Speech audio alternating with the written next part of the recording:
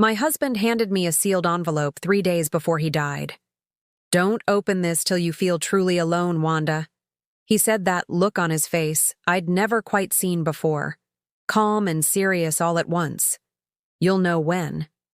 I tucked that envelope in my nightstand drawer, and Lord help me, I let it sit there gathering dust for 9 whole years, forgotten under old church bulletins and expired coupons, like it was nothing at all. By the time I finally worked up the nerve to open it, my own children had already started whispering a word in my kitchen that no mother ever wants to hear about herself. And what was waiting inside that envelope changed absolutely everything I thought I understood about my own life. My name is Wanda Pruitt. I'm 72 years old, and I've lived out in the Arkansas Hill Country my whole life, not far from hot springs where the roads climb up through the pines and everybody still waves at everybody's truck no matter whose it is or where they're headed. Before I get into it, y'all drop your city or state down in the comments. I always love knowing who's out there listening to an old woman's story tonight wherever you're at. Let me take you back to where all this started. I married my husband Dale when I was 19, right out of high school, standing up in a dress my own mama sewed by hand, and we spent the next 45 years building a life together out of nothing but grit, stubbornness, and a whole lot of elbow grease. Dale ran a little farm equipment dealership out on the highway, fixing tractors and balers for half the farmers in 3 counties' hands permanently stained with grease no matter how hard he scrubbed of an evening. I kept his books and raised our 3 kids in a house we built ourselves board by board on 10 acres.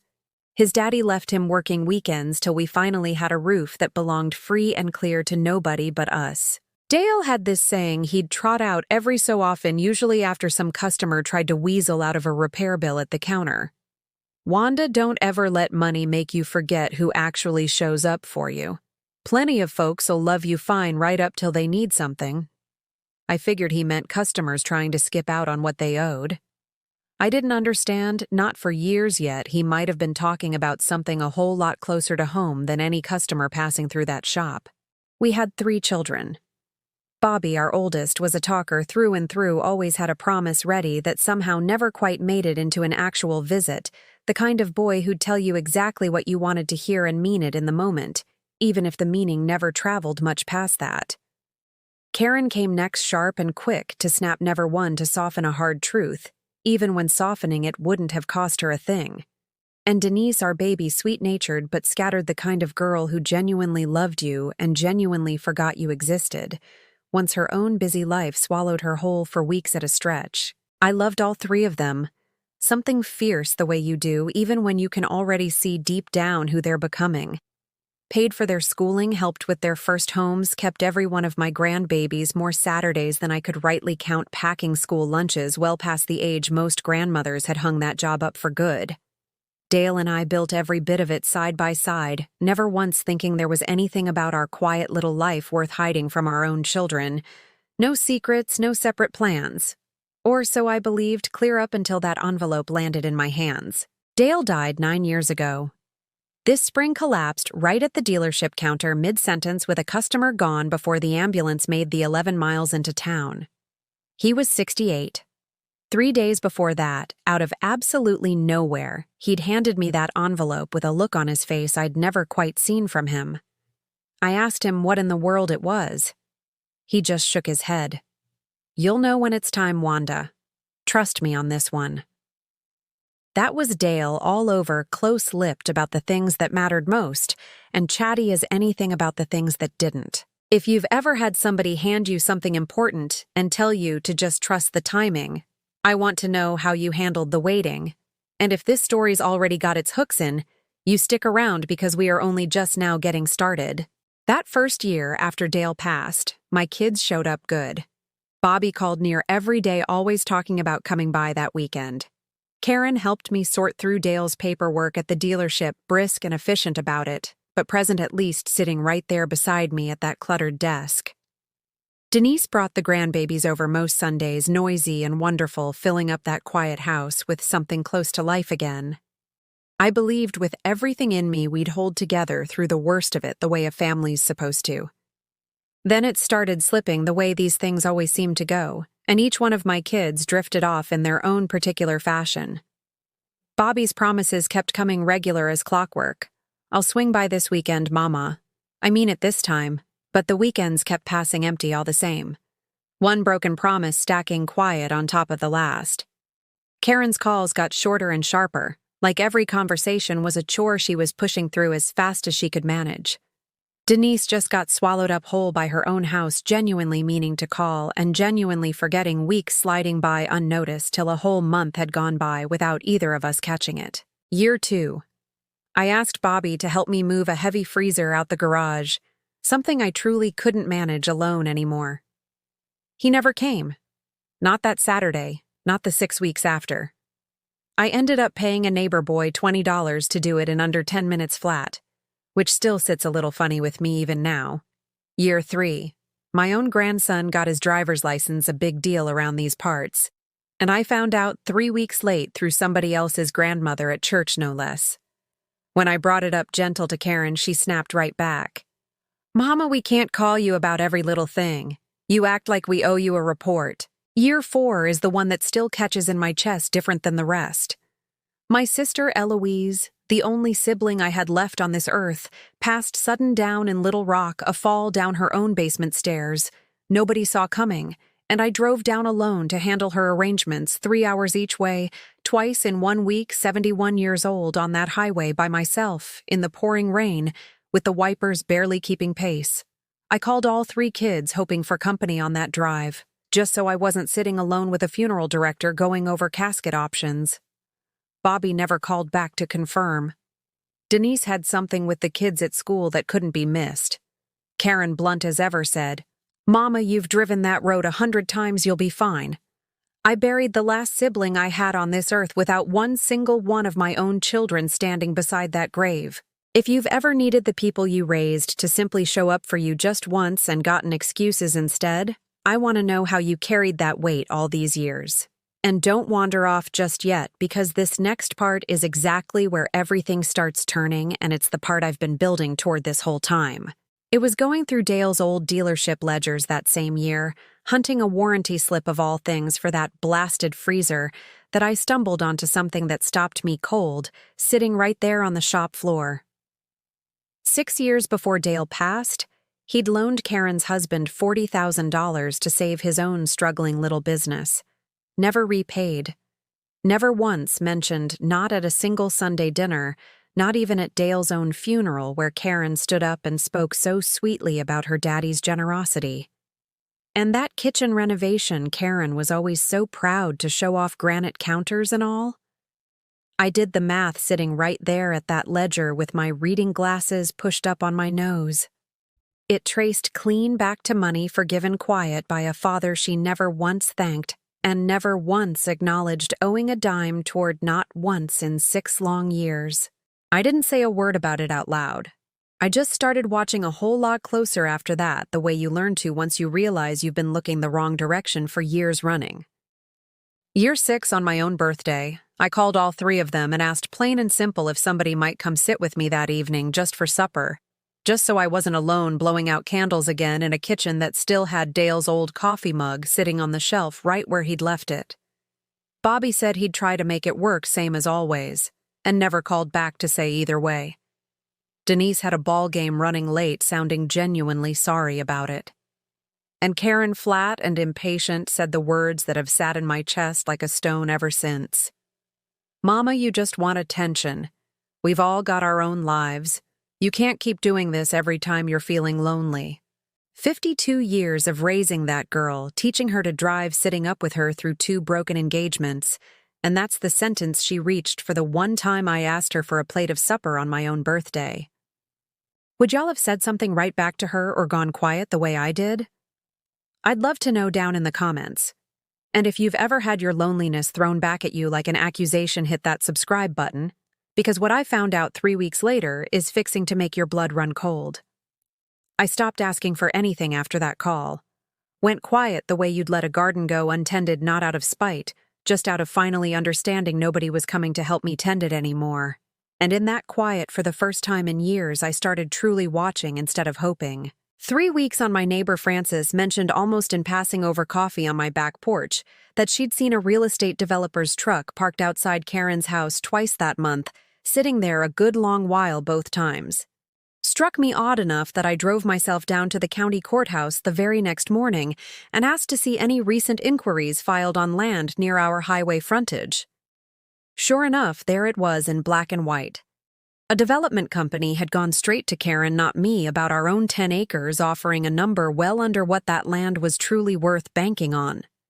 A quiet, quick deal, getting signed before anybody thought to check the real value against what the highway frontage was actually pulling these days. Karen never breathed a single word of it to me, not once, not even in passing. That discovery cracked something open in me that all the missed birthdays and broken promises never quite managed to reach in 9 long years. This wasn't neglect anymore, the kind I'd been quietly forgiving one excuse at a time. This was somebody actively circling something that wasn't hers to circle, quiet and deliberate about it, planning it out behind my own back while I sat waiting on phone calls that never came. If you've ever found out the people too busy for you were actually plenty busy planning something around you, instead, I want to know how you found out. And stay with me here, because this next part is the exact reason I finally opened that letter. About 2 weeks later, I overheard something I wasn't ever meant to hear: Karen and Bobby on speakerphone right there in my own kitchen, while I was supposedly out back watering my tomatoes. The window cracked just enough for their voices to carry clean across the yard. They were discussing whether I was still sharp enough to be handling all this on my own. The word conservatorship came up, tossed around casual as talk of the weather, like it was the most reasonable thing in the world to say about your own mother. That word changed everything for me, standing there frozen with a watering can in my hand. This wasn't grief anymore, and it wasn't even greed exactly. Or not only greed.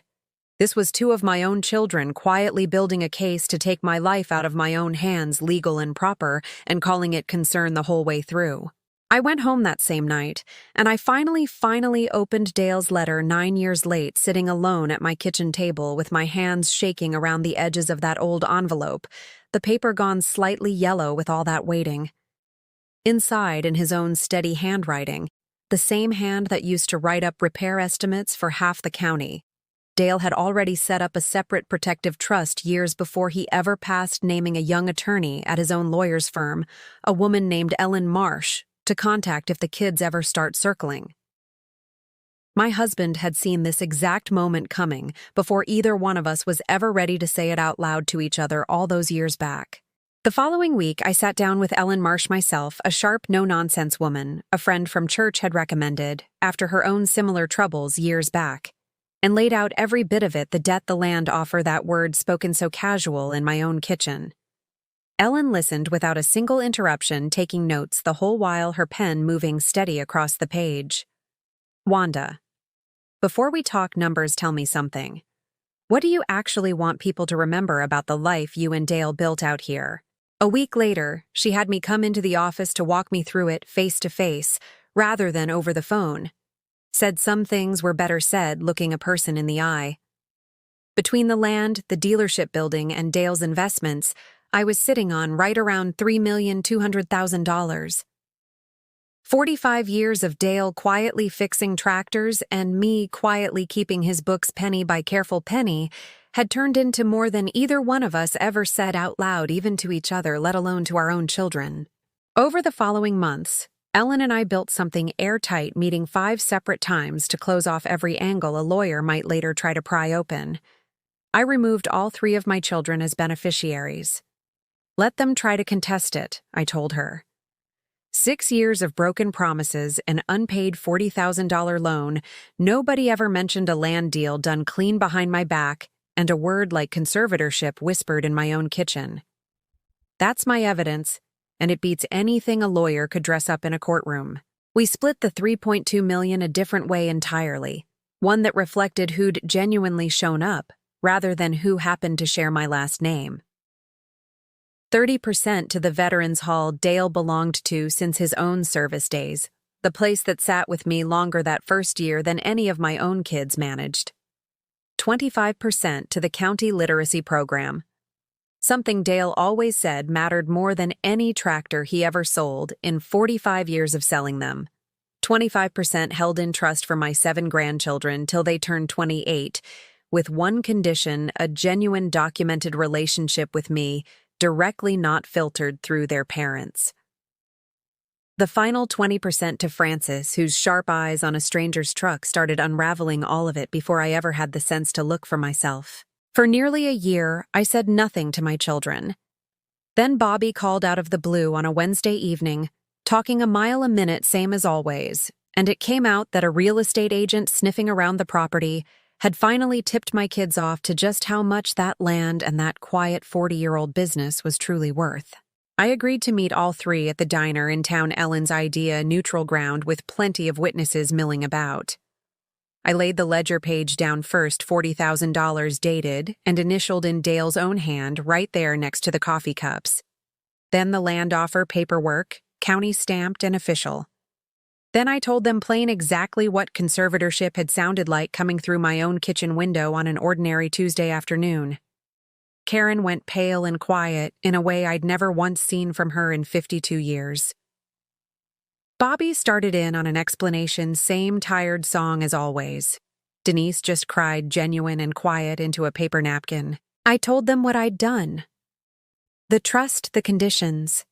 The land that would never once be theirs to sell out from under me, no matter what happened after I was gone. Karen finally said, voice barely above a whisper, "Mama, I didn't mean for it to go that far." I told her that meaning something and letting it go that far anyway are 2 very different things, and I'd had plenty of quiet nights to sit with the difference between them. It's been 8 months since that diner meeting. Denise calls most weeks now, steady and real, driving out most Sundays, same as she used to before life got so busy. Karen and I are still finding our footing, slow and careful, awkward conversations that might someday turn into something honest again. Bobby talks a big game, same as ever, though he's shown up twice now, which beats 6 years of empty promises hands down, even if it's a small enough thing to count. I won't tell you this ends with everybody gathered back around my table like nothing ever happened, because it doesn't, and I promised myself a long time ago I'd only ever tell you the truth in these stories. Some days I still grieve the family I believed I had for so many years, the one I spent decades building, one Saturday babysitting shift, one packed lunch, one sacrifice at a time. Most days I'm simply grateful for the life I've built since Francis on my porch some evenings, with sweet tea going warm between us, my pottery class every Tuesday, where my hands have finally learned something besides balancing ledgers, a life nobody gets to quietly circle anymore without me noticing it first. I kept one line from Dale's letter just for myself, the very last one, and I think on it most nights before I turn in, sitting in his old recliner with the lamp burning low. Wanda, don't spend the rest of your life proving them wrong. Spend it proving me right about you. 45 years married to that man, and he still had one more thing left to teach me, straight from 9 years gone, tucked away in a drawer, waiting on me to be ready. I still haven't decided how far I'll let any of them back into the rest of it, if I'm honest with you. But when I do finally make up my mind, y'all will hear it from me long before my own children do. I'm Wanda Pruitt. I'm 72 years old, and my husband left me a letter I didn't open for 9 years. Turns out it saved everything I had left to save right when I needed saving the most.